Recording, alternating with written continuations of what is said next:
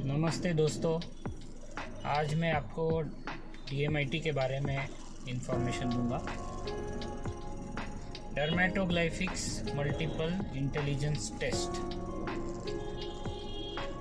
Derma मतलब skin, त्वचा, और ग्लाइफिक्स मतलब कार्विंग्स, या आप ऐसा बोल सकते हैं कि ग्राफिक्स।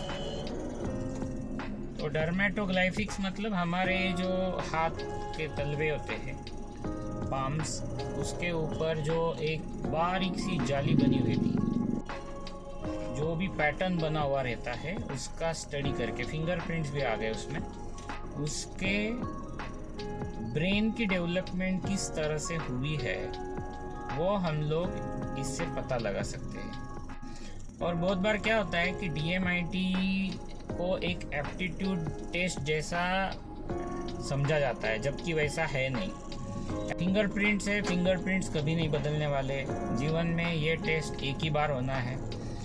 और ये आपका एक्वायर्ड स्टेट नहीं बता रहा है, रैदर आपने जन्म लिया है तो उसी एक उद्देश्य के लिए जन्म लिया हुआ हो सकता है, एक पर्पस ऑफ लाइफ होता है आपका। तो ये जीवन का जो उद्देश्य है वो उद्देश्य पूर्ण करने के लिए जो भी इनबॉर्न स्किल्स वो व्यक्ति को रिक्वायर्ड है, जरूरी है, वो स्किल्स उसके माँ के पेट में जब वो बच्चा, उसका ब्रेन डेवलप हो रहा है, वही वक्त वो डेवलप हो जाते हैं। और जो क्रोमोसोम से ब्रेन डेवलप होता है उसी क्रोमोसोम से फिंगरप्रिंट्स और ये जो हाथ के ऊपर जो जाली है, रेखाएं है, वो डेवलप हो जाती है। अभी रही मल्टीपल इंटेलिजेंस की बात, तो मल्टीपल इंटेलिजेंस थ्योरी एक डॉक्टर होवर्ड गार्डनर करके है, बहुत वर्ल्ड फेमस है वो। तो उनकी जो मल्टीपल इंटेलिजेंस की जो थ्योरी है, वो थ्योरी और डर्मेटोग्लाइफिक्स का साइंस, ये दोनों का कॉम्बिनेशन करके ये टेस्ट बनी हुई है, मल्टीपल इंटेलिजेंस टेस्ट। तो अभी DMIT टेस्ट किसने करनी चाहिए, कब करनी चाहिए और क्यों करनी चाहिए?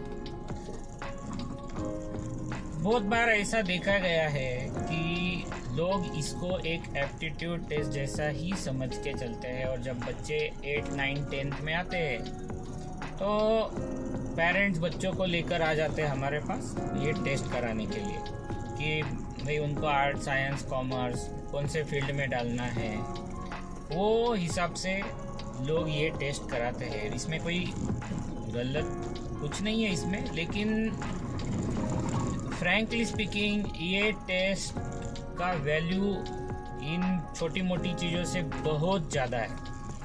ये टेस्ट हर इंसान ने कराना चाहिए, भले उसकी एज कोई कुछ भी हो, और सूनर द बेटर। मतलब अगर बच्चों का करा रहे हैं तो जितनी कम उम्र में ये टेस्ट कराएंगे उतना ज़्यादा अच्छा है। अभी ऐसा क्यों? तो आप एक बात समझिए कि इसमें सिर्फ करियर का गाइडेंस नहीं होता है, इसमें उस व्यक्ति का व्यक्तिमत्व जन्म से किस तरह का है वो समझाया जाता है। तो जितना जल्दी किसी व्यक्ति को अपना खुद का इनबॉर्न टैलेंट समझ में आए तो उससे रिलेटेड स्किल्स एक्वायर करना उसके लिए बहुत आसान हो जाएगा। अच्छा, अभी जल्दी क्यों करना चाहिए? अभी एक एग्जांपल देता हूँ मैं आपको कि अगर किसी बच्चे का फिंगरप्रिंट से हमको पता चला कि भाई ये बच्चा लिटरल लिसनर है या इन्फरेंशियल लिसनर है। अभी लिटरल लिसनर मतलब क्या? तो जो भी बात आप उसको कहेंगे सीधा सीधा वही मतलब निकालेगा। अगर उसको गुस्से में कहा जाए you are good for nothing, तो उसके मन में वो पक्का बैठ जाएगा कि yes I am good for nothing. और अगर इन्फरेंशियल टाइप है तो ऐसे बच्चे, उनको जो बात हम बोलते हैं वो मीनिंग सीधा सीधा नहीं निकालते, वो उल्टा घुमा फिरा कर मीनिंग निकालते हैं, इन्फरेंस निकालते हैं। मतलब वो सोचते हैं कि मेरे पापा ने अभी मुझे डांट दिया सुबह मेरी मम्मी ने डांट दिया था, बीच में मैं स्कूल गया था तो मम्मी और पापा की बात हुई होगी, मतलब मम्मी ने पापा से चुगली की होगी, तो फिर उसको गुस्सा मम्मी के ऊपर आ जाएगा। वो पापा को तो कुछ कहेगा नहीं, लेकिन मम्मी पे गुस्सा हो जाएगा। तो वो इन्फरेंस निकालता है, वो एक मतलब निकालता है हर चीज़ का। तो पेरेंट्स को अगर पहले ही पता चल जाए कि हमारे बच्चे की लिसनिंग वाली क्वालिटी किस तरह की है, तो वो डिसाइड कर सकते हैं कि किस तरह से वो बच्चे से बात करें।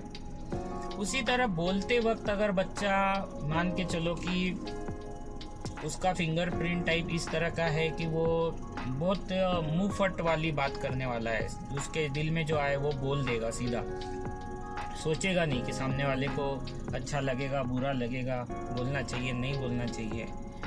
अगर इस तरह का फिंगरप्रिंट वो बच्चे का है, तो अगर जल्दी पता चल जाए तो पेरेंट्स बचपन से ही उसको हम्बलनेस, विनम्रता सिखा सकते हैं। क्योंकि टीनेज के बाद अगर आपको पता चले, बहुत लेट अगर पता चले, तो वो ट्रांसफॉर्मेशन लाना, वो बदलाव लाना बहुत डिफ़िकल्ट होता है। इम्पॉसिबल तो कुछ भी नहीं होता इस दुनिया में, एवरीथिंग इज़ पॉसिबल, लेकिन it becomes very difficult at that age. बचपन से ही अगर पता है पेरेंट्स को, तो पेरेंट्स बच्चे के सामने भी खुद का भी बर्ताव बदल सकते हैं और वो बच्चे में भी विनम्रता डाल सकते हैं, एक हम्बलनेस डाल सकते हैं। तो एटलीस्ट वो बड़ा होके सीधा सीधा बात बोलेगा, स्ट्रेट फॉरवर्ड बोलेगा, लेकिन कम से कम सामने वाले का इंसल्ट तो नहीं करेगा, सामने वाले को नीचा तो नहीं दिखाएगा। तो ये ऐसी बहुत सारी बातें होती है। मैंने ये सिर्फ 2 चीज़ें बताई है, इसे ऑलमोस्ट 10 प्रकार की बातें हम लोग पूरा डिटेल में डिस्कस करते हैं। 10 फिंगर्स की जो फिंगरप्रिंट्स हम देते हैं उसके ऊपर से पूरा ये डिस्कशन होता है, depending on the age of the subject, कि जो भी व्यक्ति आ रहा है DMIT टेस्ट के लिए उसकी उम्र क्या है, वो कौन से पॉइंट ऑफ व्यू से करा रहा है, क्या वो जॉब करियर चेंज के पॉइंट ऑफ व्यू से करा रहा है, क्या वो एजुकेशन पॉइंट ऑफ व्यू से करा रहा है, क्या वो रिलेशनशिप में अगर उसको कुछ इश्यूज आ रहे हैं, या शादी करना चाह रहा है तो किस तरह का वो खुद है और किस तरह के पार्टनर से उसने शादी करनी चाहिए। ऐसी बहुत सारी बातें DMIT टेस्ट से पता चल सकती है। तो इसको हल्के में ना ले, ये एक होलिस्टिक व्यू से देखना चाहिए इसको।